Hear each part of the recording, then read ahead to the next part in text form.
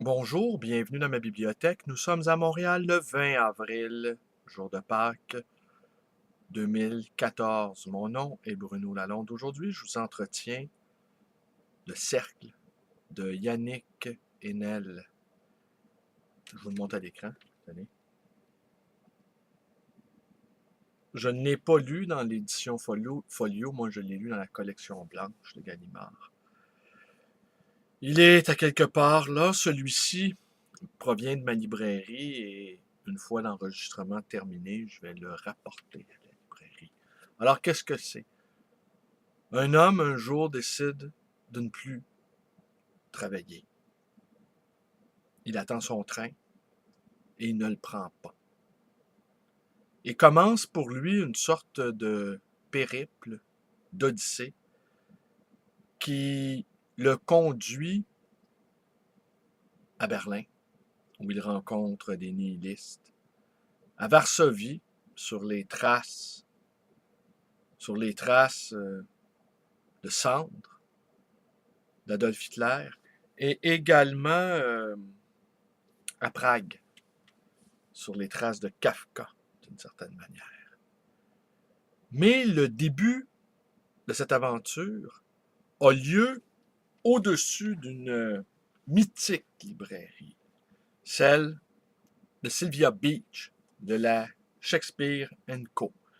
Et là, je vais en profiter pour vous montrer quelque chose et je me suis aperçu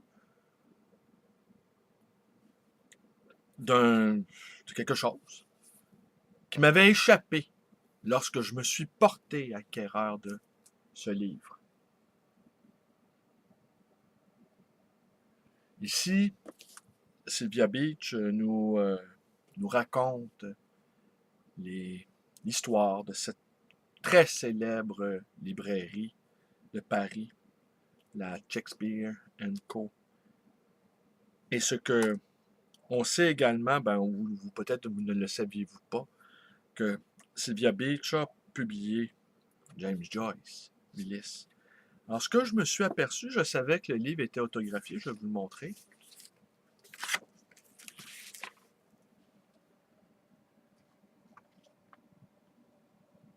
Vous voyez? Alors, une recherche sommaire m'a permis de constater que Louise Varèse, c'est la femme d'Edgar Varèse, et c'est également la traductrice de Michaud, Henri Michaud. Ça m'avait échappé. On va laisser le téléphone sonner. De courte durée. Et Sylvia Beach également a traduit Henri Michaud, Barbarian and Asia. Alors voilà, notre personnage est. Elle a dédicacé ce livre à cet autre libraire mythique, Adrienne Monnier. Vous vous doutez bien que j'ai une affection toute particulière pour ces libraires hors normes. Cette catégorie de libraires qui n'existe pratiquement plus parce que tout simplement, nous n'avons plus besoin de ce type de personnage-là, qui était Adrienne Monnier, Sylvia Beach, ou plus près de nous, Henri Tranquille. Vous vous doutez bien également que sans aspirer à cette... Qui peut se vanter d'avoir publié James Joyce? Que sans avoir à me comparer à ces augustes personnages, ce sont là pour moi une source d'inspiration. Alors donc, le personnage de Cercle débute son périple en louant une petite chambre au-dessus de la librairie Shakespeare Co. dans un hôtel, l'hôtel Cascade. Et ce qui est étonnant, il commence également la lecture de Moby Dick de Melville.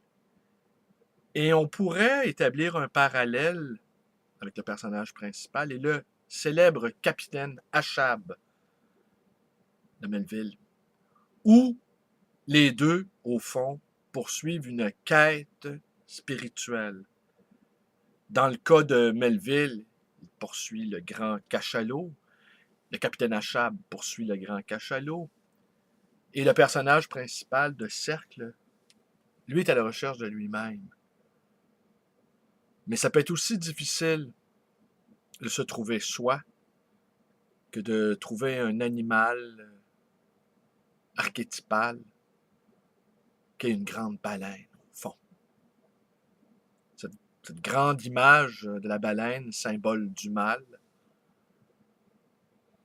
comme vous le savez, un mal dévoyé, au fond, parce que une sorte de reprise de Jonas, mais en plus monstrueux. Alors, pas étonnant que le périple du personnage de Cercle commence par la lecture de Melville.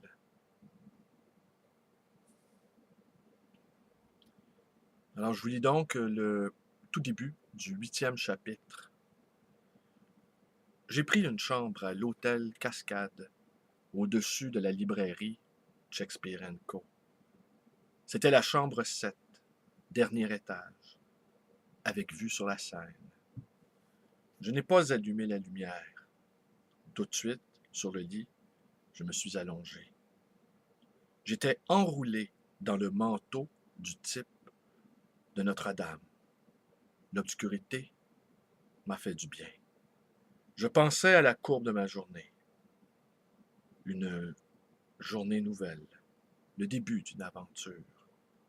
Et puis, des phrases, ajustées lentement, dans la lumière euphorique du début. C'est ainsi que je vais vivre, me disais-je. De phrase en phrase et d'une révélation à l'autre, attentif à ce qui vient. La chambre 7 est bleue la nuit. Les lumières des bateaux-mouches se reflètent au plafond comme des vagues. J'avais marché toute la journée. Je désirais dormir le plus longtemps possible. La jeune femme de la réception m'a demandé si j'avais des bagages. Non, pas de bagages, rien, rien du tout. Elle m'a tendu un petit registre rouge où j'ai écrit Jean Deschelles. Et pour l'adresse, Paris. Je lui ai dit, je vais dormir, je vais rester quelques jours pour dormir. Ne me dérangez pas, pas de ménage, rien, juste dormir. Toute la journée, jour et nuit, dormir. Elle eut un petit rire ironique. J'ai bien aimé sa faussette, une faussette de blonde espiègle, et en me donnant les clés, elle a dit « Si vous voulez dormir, fermez la fenêtre à cause des oiseaux. » La fenêtre était fermée. La nuit était calme, et avec les reflets bleus et blancs qui ondulaient doucement au-dessus de ma tête, ma chambre de l'hôtel Cascade, tout de suite je l'ai trouvée parfaite. Je me suis endormi. C'est arrivé vers 3 ou 4 heures du matin, lorsqu'au milieu de la nuit, pour respirer, j'ai ouvert la fenêtre. De minuscules oiseaux sont entrés. Tout de suite, ils se sont dirigés vers le lit et se sont posés sur la couverture. Par dizaines sont entrés. En quelques minutes, et sans autre bruit que le frottement de leurs ailes, les oiseaux ont recouvert la surface de mon lit.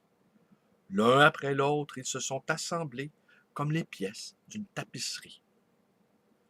Cette émotion étrange qui vient la nuit avec les ombres, je l'ai conservée plusieurs heures.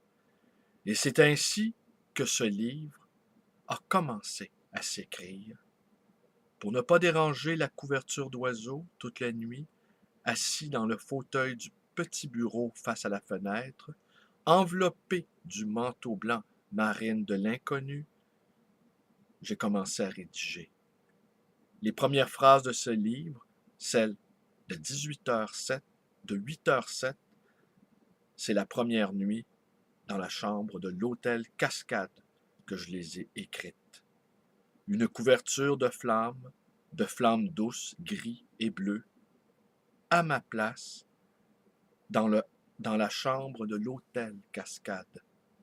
Si vous êtes calme et si des oiseaux vous remplacent, une autre vie s'ouvre la nuit et cette vie vous arrive directement dans les mains. À force de se concentrer, on entre parfois dans un secteur étrange du calme. La nuit parle en dehors des corps. Elle lance des appels qui se faufilent entre deux lumières. Assis dans le vieux fauteuil de cuir qui donne sur les arbres du quai, face à Notre-Dame, dans la nuit, maintenant, j'avance, sur la pointe des pieds. Est-ce mon corps qui passe le long d'une poutre, au-dessus du vide? Il n'y a plus rien autour de nous. Il n'y a plus d'équilibre. Il n'y a plus de corps. On évolue parmi des lueurs. Elles se déplacent lentement. C'est avec elles que se dévoile ce que vous appelez le monde. Voici du bleu, du noir, des feuilles. La respiration désire les étincelles. Un peu plus longtemps le ciel, une brèche. Je veux. J'ai vu un corps s'envoler, et maintenant c'est ma vie qui s'envole. Je suis avec les oiseaux. La nuit, parmi les plumes, je veille sur le sommeil des oiseaux. Je me répète la phrase de Rimbaud. Ma vie s'envole. Elle flotte loin au-dessus de l'action. Elle n'est plus qu'un souffle, ou voltige, couleur et parfum, ou de nouveau, porté par des phrases qui me destinent au temps. J'ai une vie. Alors, c'est tout du long comme cela, une langue somptueuse, aérienne, pleine de fulgurance, pleine de lumière, pleine d'immobilité aussi, une écriture méditative. Il nous parle également plus loin d'Ulysse, nécessairement, d'Ulysse et de Moby Dick, qui au fond tout cela se tient. La Shakespeare & Co., James Joyce, Ulysse, Yannick Enel, le jour de Pâques. Je vous remercie d'être avec moi. Portez-vous bien. Portez-vous le plus loin que vous pouvez de vous-même. Venez me rejoindre sur ma page Facebook. Venez me rejoindre en chair et en os à ma librairie, L'Occasion et l'Ancien, le livre voyageur. Téléphonez-moi. Je vous susurrerai un poème de Rimbaud ou de Baudelaire. J'en ai tout plein dans ma librairie. Au 514-736-0999. Et vous pouvez également, je ne sais trop, je m'en remets à votre imagination, que je sais si fertile. Merci et bonsoir.